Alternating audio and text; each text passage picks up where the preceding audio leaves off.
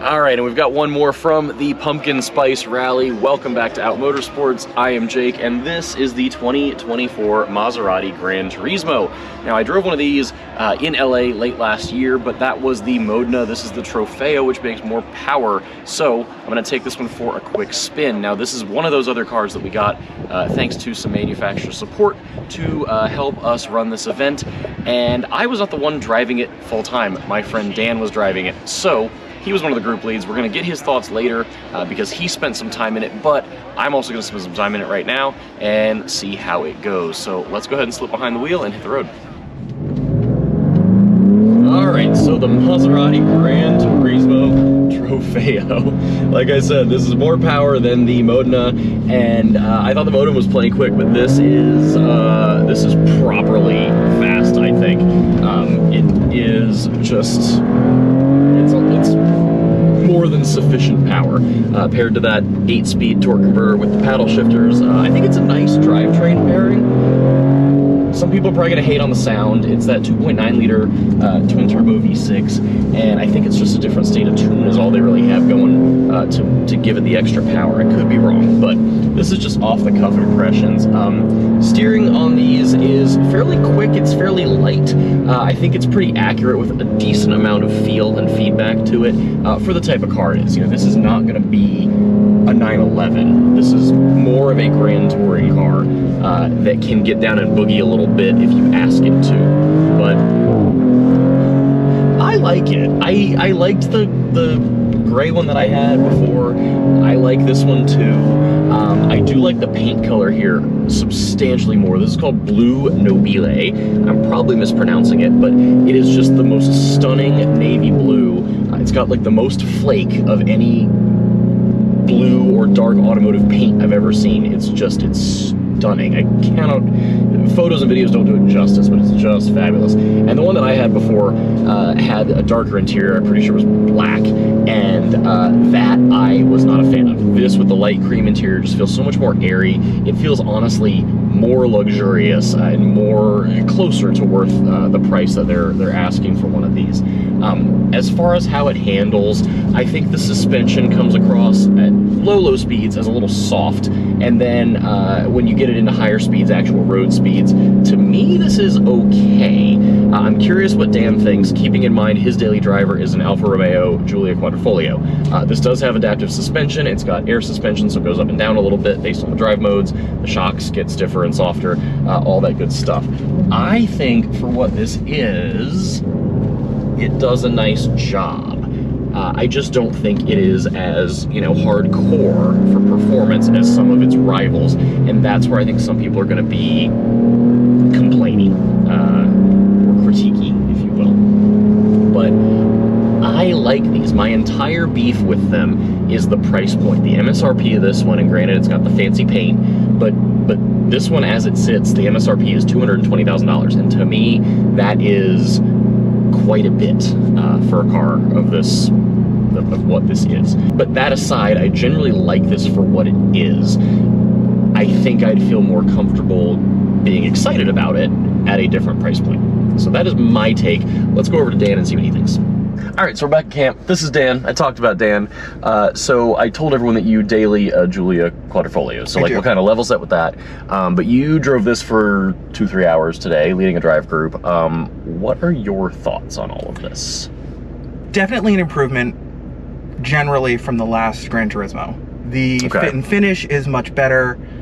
The body is gorgeous. The paint is spectacular. Oh, I can't get over this paint. The color is everything. So and good. It's not a standard color, so I'm really excited that Maserati was able to give us something that was super interesting to look at. Yeah. There's a lot of great tech on the inside. The Uconnect system that they use, the reskin is super usable. It's super driver friendly. You like the bottom screen too? I don't mind it. Okay. I don't mind it. Touch capacitive isn't my favorite, but at the same point, it's still functional, usable, responds quickly. There's not a lot of lag. It's got good functionality. Yeah. Overall, nothing to complain about. The clock is cool. You can change to a G meter. Yeah, you like it does like 4 or 5 different things. Yeah, the power brake thing is kind of cool because it adds like concentric circles that go out the more you apply said pedal. More pressure. But like Jake said, I do daily a Giulia Quad, so This is a lengthened platform of that. This is also an all-wheel drive iteration of that platform. So I think that some of the differences that I'm feeling are because of the all-wheel drive, some of them are because it was lengthened. Okay. It feels like the suspension is 85% of where it needs to be. Too stiff, too soft, or neither? Both at the same time. Oh, fascinating. See, what I said is, I said at low speeds, it feels too soft, and then at higher speeds, it ends up feeling, I think, better. Like it all stiffens up. It does as you progress with it. It does this weird thing where it will be perfectly fine on highway, dealing with the undulations, dealing with the bumps, and then you'll hit a high frequency bump. And that high frequency bump will upset the chassis and you get a pogo effect. Okay, so I didn't get that on the road, I took it on. No, we experienced it on the drive route and somebody actually was like, how is it in the Italian pogo stick? And I was like, it's an interesting experience. And this is interesting too, because when I drove the other one in LA, it was on Angeles Crest, which is very well paved. Yes. And the roads we had today were not as well maintained. Correct. So I think interesting. I think it's a nature of where you're going to use the car. Okay. If you have well sorted roads when you're about, it's going to be lovely. The air suspension is nice. It drops at speed. It's efficient. It's got a little bit of road noise, but that's to be expected. The tires are wide.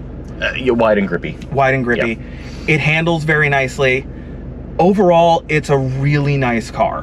What's your take on the engine transmission? So it's very similar. Okay. It's really similar to the Giulia. So the Giulia Quad is a 2.9 liter twin turbo V6. But not this one. Developed by Alfa. This is a 2.9 liter twin turbo V6 developed by Maserati. They're derivatives.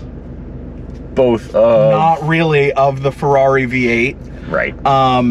But they have similar, they are cousins in character. Okay. So the Giulia Quad makes 505, this makes 543 on the horsepower front. The Giulia makes 443 foot-pounds of torque, this makes like 465. Yeah. So they're really closely matched. Yeah.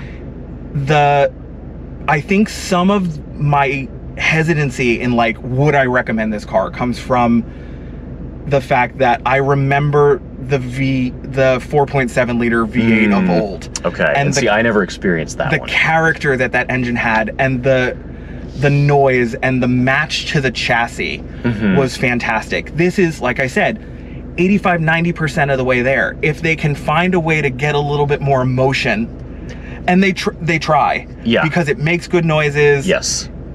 The pops and crackles and the blat on the upshift is fantastic because you can do it on command. It's a great thing to be able to do.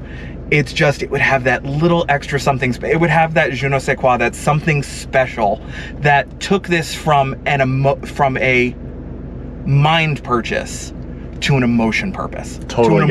The emotional purchase aspect of it is almost there.